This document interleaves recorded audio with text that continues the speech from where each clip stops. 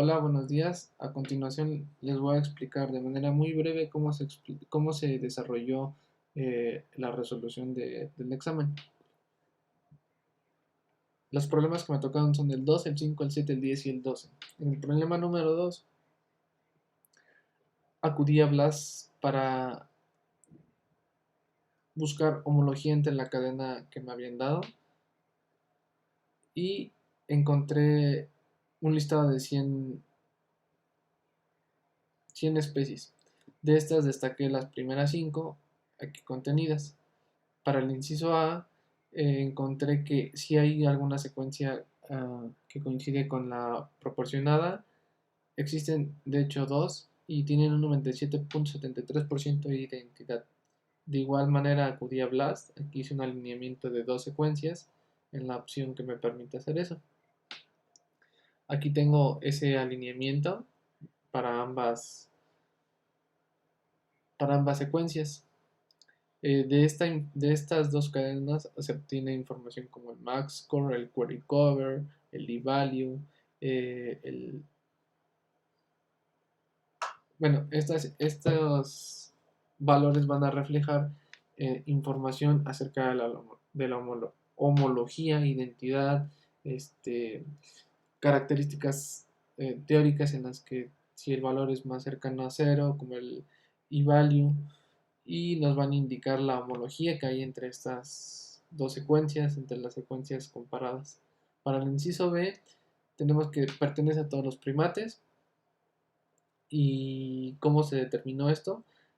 Acudimos de igual manera a BLAST y le dimos en el apartado de árbol filogenético, árbol filogénico.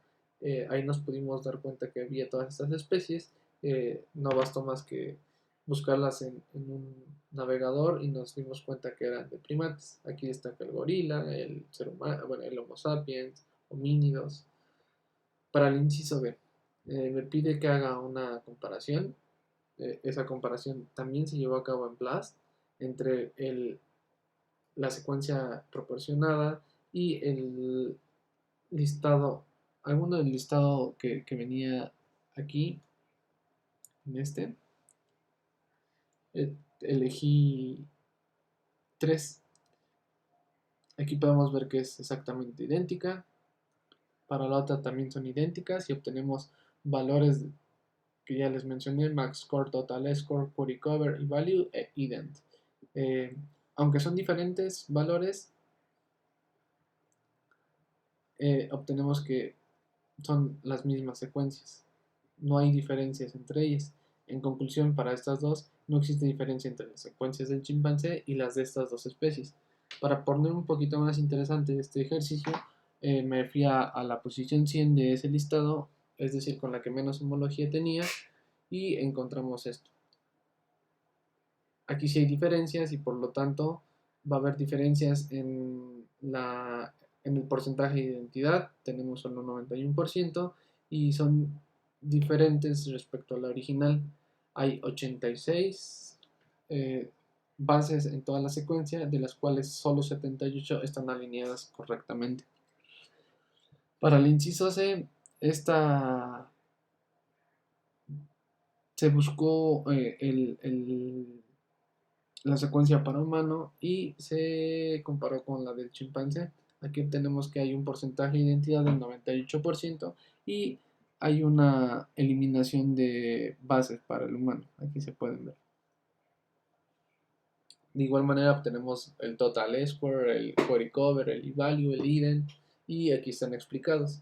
La conclusión para este problema es que existen diferencias entre las secuencias del chimpancé y las del humano. De 88 bases que componen esta secuencia, 86 son correctamente alineadas. Tenemos la formación de dos gaps que corresponden al 2%.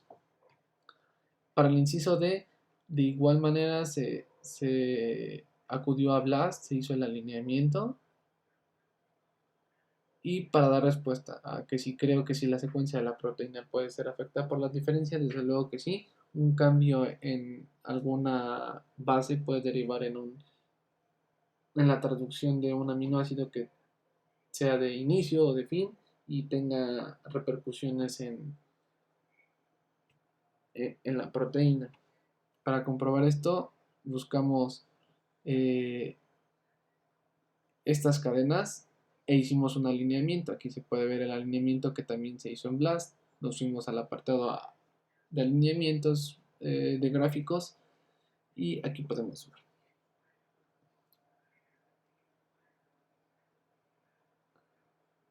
Una vez traducido a proteína, obtenemos que todas las secuencias coinciden y que tenemos una identidad del 90%. De 31 aminoácidos que forman a la proteína, 28 son idénticos. Esto da respuesta al inciso E. Y bueno, para el inciso F, puede ser que el exón 18, como aquí bien lo menciona, sea el afectado y los 41 exones restantes que codifican para esta proteína sigan intactos. ¿Qué puede suceder con un solo cambio? Una mutación en la proteína. Creo es normal debido a la diferenciación genética de cada especie. Cada especie se especializa en cosas diferentes y nuestro organismo a nivel genético de igual manera lo hace. Entonces, pues, ¿qué pasó con esta proteína en la especie humana? Hubo alguna mutación, hubo una diferenciación de un ancestro común que derivó en estos cambios. Y no es que una esté bien o que otra esté mal, simplemente son diferentes. Para el problema 5 en el diseño de primers, nos dirigimos a Primer Quest Tool y del listado de primers que se encontraron, se eligió aquí el set 2, pero bueno, ¿por qué se eligió el set 2, el 4, el 5? Realmente ese número no importa. Lo que importaba eran varias cosas, entre ellas cuáles, la longitud del primer, la TM y el porcentaje de guanina citosina. Según a las consideraciones técnicas y teóricas que se nos enseñaron, esto está dentro de los parámetros aceptables. Sin embargo, el porcentaje de guanina citosina está un poco bajo.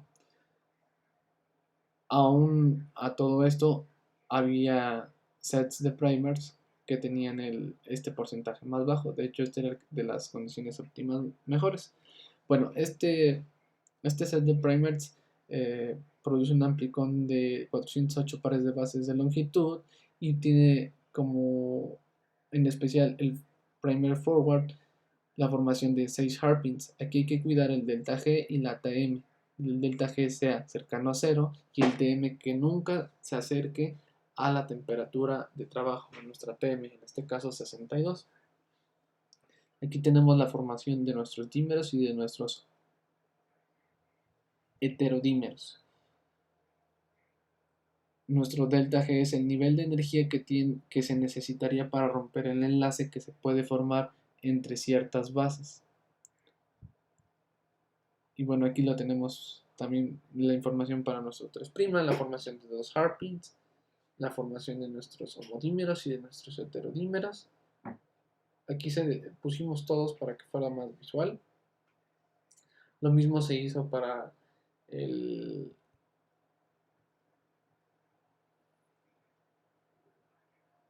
la siguiente especie, que era Pseudomonas burkholderia. Un paso que se me olvidaba mencionar es que para esto se obtuvo la secuencia FASTA de cada bacteria. Están los genomas completos, que son alrededor de 14, 9 millones de pares de base, pero era mucho, entonces yo busqué un CSV parcial que me permitiera identificar esto mediante la PCR. Entonces, para aquí tenemos nuestra formación de los hairpins. Para el 5' tenemos 4 hairpins. Y para el 3' solo un hairpin. Nuestro delta G está dentro de los parámetros. Y para el 3' tenemos que nuestra TM está bastante elevada. Pero, repito, eran estos porque eran los que coincidían con las especificaciones técnicas más similares. Había otros que tenían una TM por arriba de los 62 grados que nuestra TM y no nos convenía. Aquí está la formación de nuestros homodímeros y de nuestros heterodímeros. Para nuestra electroforesis teórica se realiza en Paint. pusimos un marcador de 1000 pares de bases, nuestro blanco, la formación de nuestro aplicón, que eran 408 pares de bases para Pseudomonas, y la formación de un aplicón de 258 pares de bases para Burkholderia. Así se vería en una PCR multiplex, y así se le dio respuesta a este problema. Para el problema 7 se cuenta con la secuencia pre-53 y nos dan 3 mutaciones. Aquí encontramos el marco de lectura gracias a Expasy, lo traducimos y aquí está nuestro primer marco. Este marco que está acá en texto es exactamente el mismo, solo que con sus diferencias de procesador de texto. Bueno, ahora nosotros vamos a comparar el CDC del Homo sapiens, digamos normal. Lo buscamos en GenBank. Obtuvimos nuestra secuencia FASTA, un CDC completo, y vamos a hacer nuestro alineamiento. Ese alineamiento dice que tiene un porcentaje de identidad del 99.59%. Nuestro y-value, nuestro max score, y ahí se puede observar. En los recuadros de color rojo se ven las variaciones que hay o los cambios que hubo, la formación de gaps y las identidades. Bueno, aquí en las identidades tenemos que de 2455 pares de bases, 2445 se alinearon correctamente, es decir, 10 no. Aquí tenemos 4, ahí tenemos otra, ahí tenemos más. Se señalaron en el alineamiento. Ahí están todas. Nos fuimos a la parte gráfica y aquí también se mostraban los aminoácidos, las bases no alineadas correctamente. Traducimos en Expasy y obtuvimos secuencias de diferente tamaño. Una vez que tuvimos estas secuencias, se alinearon en Blast Protein y obtuvimos esto.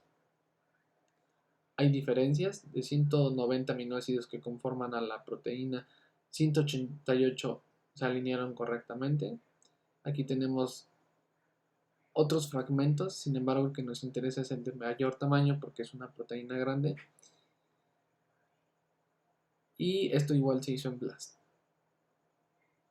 Ahora, para el problema 10, este problema fue muy tardado.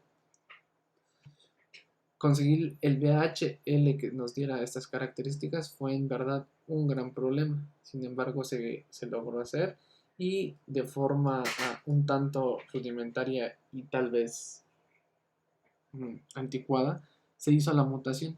Estas mutaciones que están marcadas aquí se hicieron en esta secuencia, obteniendo esta nueva secuencia de forma manual. Se contaron una a una las bases, se borraron en las que se necesitaba el cambio y se obtuvo la nueva secuencia.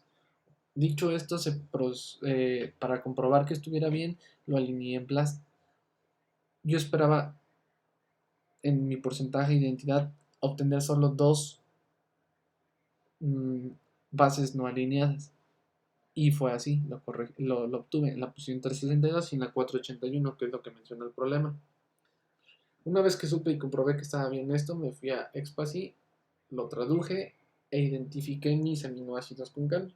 Aquí en el circulito podemos observar que entre la letra R y D y acá R y G hay un cambio. Esto deriva en un cambio nucleotídico que derivó en un cambio de aminoácido, en especial la arginina en un aminoácido terminal.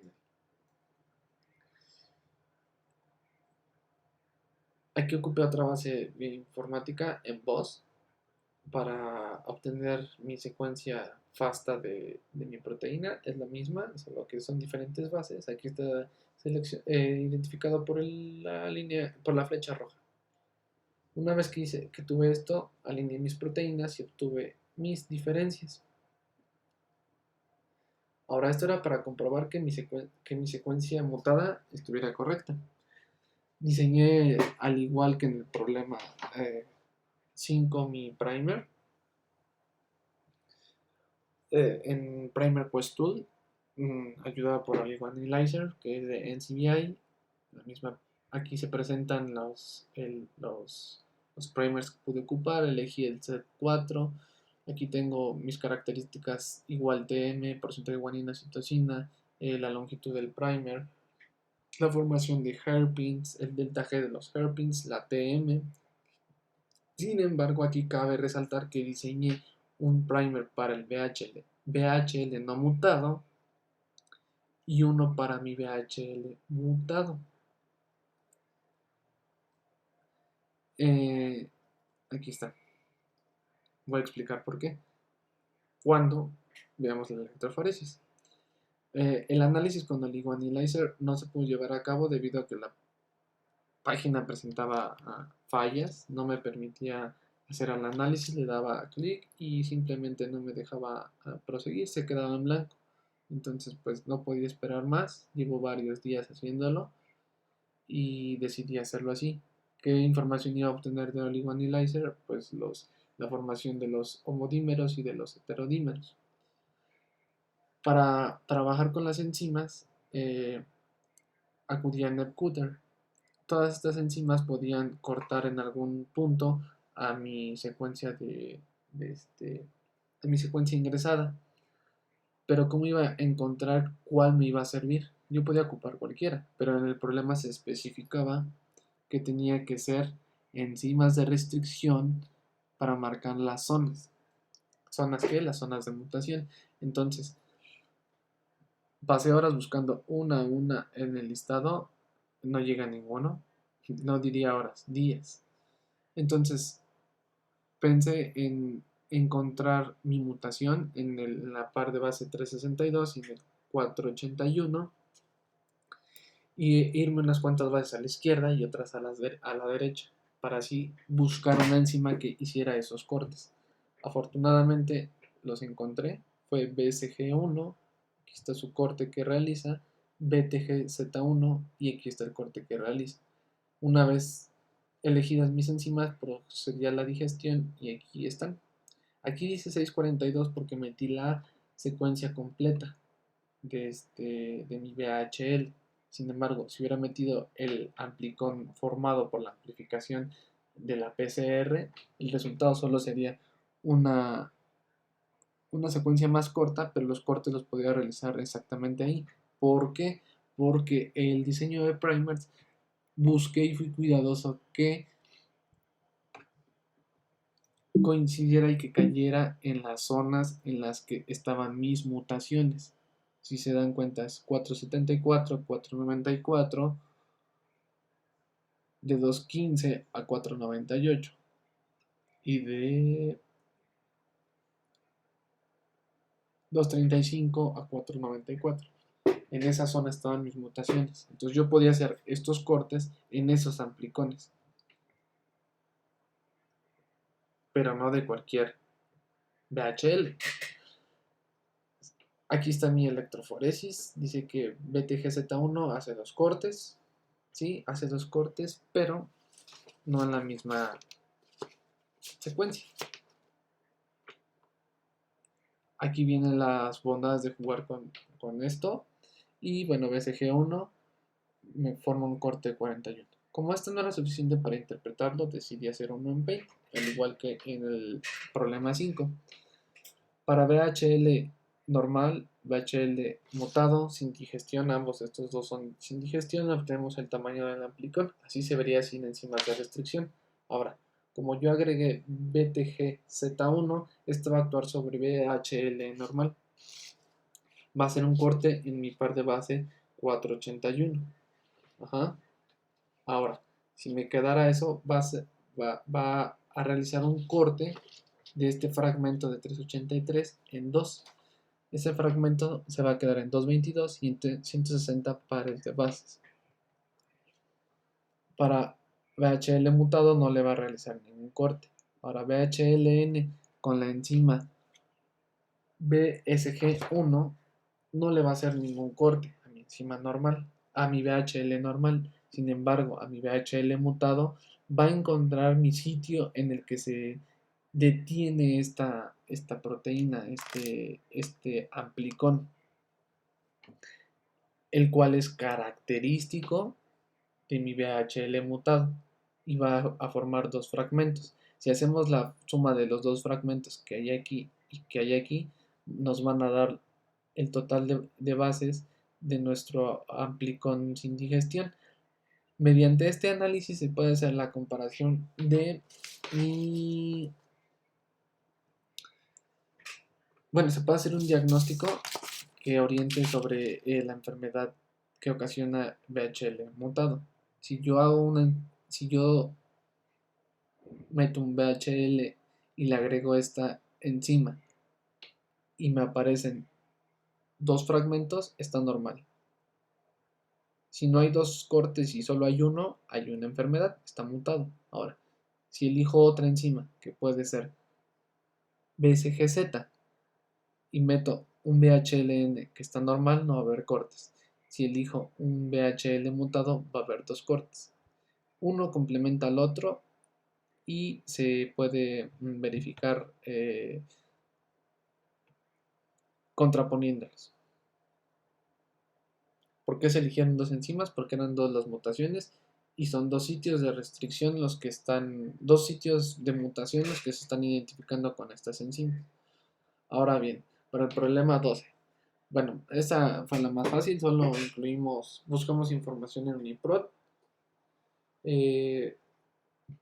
se leyó, se comprendió, nos dice que esta proteína tiene como nombre proteína mayor de prión, tiene un número de entrada P04156, el gen involucrado es PRNP y la principal función de esta proteína es la protección de la vaina de mielina en toda la corteza neuronal, participa en la homeostasis general del hierro.